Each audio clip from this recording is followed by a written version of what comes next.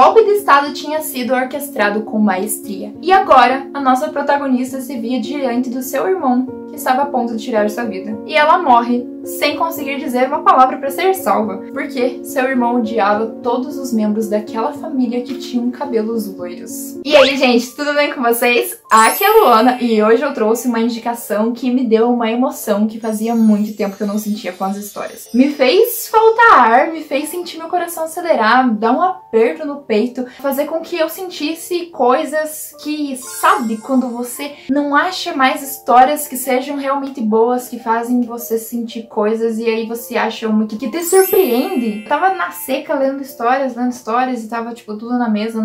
E aí eu encontrei essa, me deparei com essa e gostei tanto que eu precisei trazer um vídeo individual só pra falar dela. Então antes de eu te contar que história que é essa, já deixa seu like, se inscreva se você ainda não é inscrito, ativa as notificações, deixa tudo bonitinho pra você receber vídeos do YouTube daqui, desse nicho maravilhoso. Mas o assunto de hoje é a amada boneca do tirano, The Tyrant's Beloved Doll. Ela tá com 65 capítulos e vem sendo atualizada num ritmo maravilhoso. Sempre que tem capítulos novos, eles são lançados em português, então você não precisa se preocupar quanto a isso. E por que que eu senti essa comoção, esse sentimento diferente lendo essa obra? Porque temos uma espécie de T-Sunder, que você vai atrás do personagem, ele te rejeita, e você vai atrás, ele te rejeita de novo, você vai atrás de novo, até que ele começa a abrir o seu coração malvado pra você, e aí não tem mais volta, não tem mais escapatória. Uma vez que você encanta aquele vilão, já era. E é isso que acontece. A Chess é a nossa protagonista. Ela é filha do imperador, ela tem as características daquelas pessoas,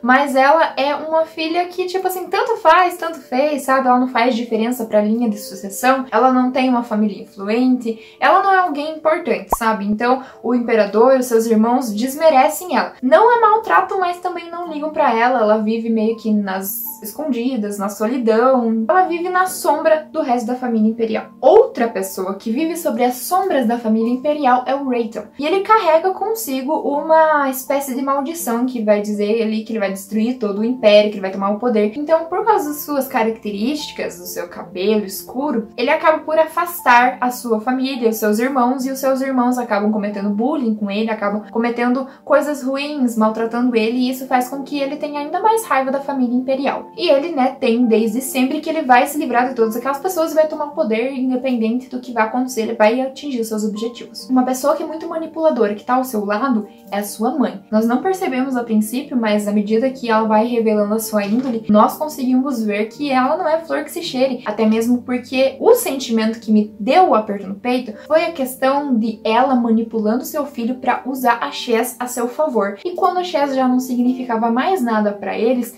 simplesmente poderiam descartá-la. E ela dizendo isso, a mãe do protagonista masculino, dizendo isso de forma tão fria, a Chess ali tentando se esforçar para conquistar o vilão, para conquistar o seu irmão, para não morrer como ela morreu na sua vida passada, porque ela voltou no tempo. A gente vendo a mãe dele falando desse jeito, dá um aperto no peito. Poder ser usado e ser descartado e não significar nada pra pessoa. Então, o Rayton pra mim é um personagem bem construído, ele é uma pessoa cascadura, ele não é uma pessoa simpática, não é uma pessoa amorosa, é uma pessoa grossa, é uma pessoa direta, é uma pessoa que tem seus objetivos bem na mira, mas à medida que ele vai se relacionando com a sua irmã ali, né, vai tendo contato com ela, e ele faz isso a princípio porque a mãe dele manda, mas à medida que eles crescem, ele começa a se apegar nela de verdade. E tem até umas frases aqui dito na própria sinopse do manhwa que é: você sabe que não somos irmãos de verdade. Então nós vamos caminhar para um romance, mas eu não lembro exatamente como que isso vai se desenvolver, não lembro exatamente se eu já cheguei nisso, porque pela lógica ele seria filho do imperador e ela também. Então por essa frase que está na sinopse, eu não estou te dando um spoiler, você pode ler a sinopse e achar aqui, me faz pensar que talvez ele não seja filho, né? Eu não sei se eu cheguei já nessa parte, porque, gente, eu, sinceramente, eu leio muitas histórias, na faixa de 400 histórias lidas, 300 histórias lidas, eu leio muita coisa. Então, às vezes, eu posso confundir uma história com a outra, porque faz tempo que eu li essa história, mas eu quis trazer ela pra vocês do mesmo jeito. A Chess se encontra com alguém que se parece muito com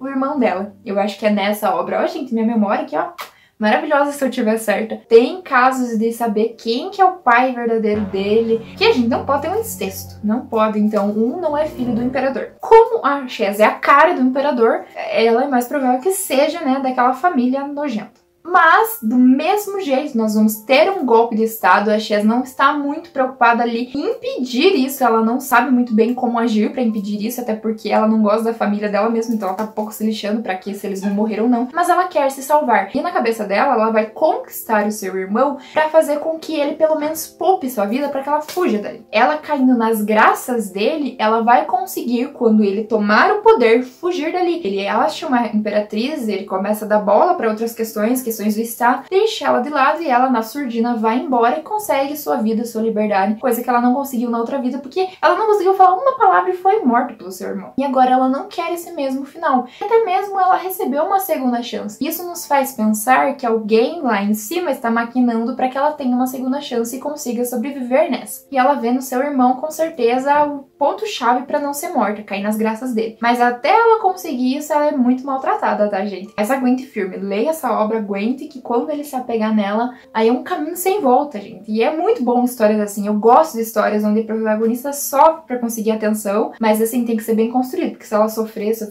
e não surtir efeito e, tipo, for só maltratada e a personagem lá não ter uma boa índole, pra mim é horrível. Mas a gente sabe que o irmão dela precisa de atenção, precisa de alguém, precisa ter amor. E aquela pessoa que tá ali, né, que é a Chaz, tá chegando pra levar isso na vida dele. E ele só precisa se abrir, ele precisa se permitir sentir isso. E quando nós enxergamos isso no personagem, nós damos uma chance pra ele e queremos que ele se abra, torcemos pra ele. E é isso que dá emoção pra obra. Você torce por aquele personagem. Você quer que ele receba amor, você quer que ele se abra, que ele veja o mundo de uma forma diferente, ou pelo menos que alguém ajude ele nessa caminhada e que ele não fique sozinho, porque você gosta dele. É isso que faz com que você leia essa obra.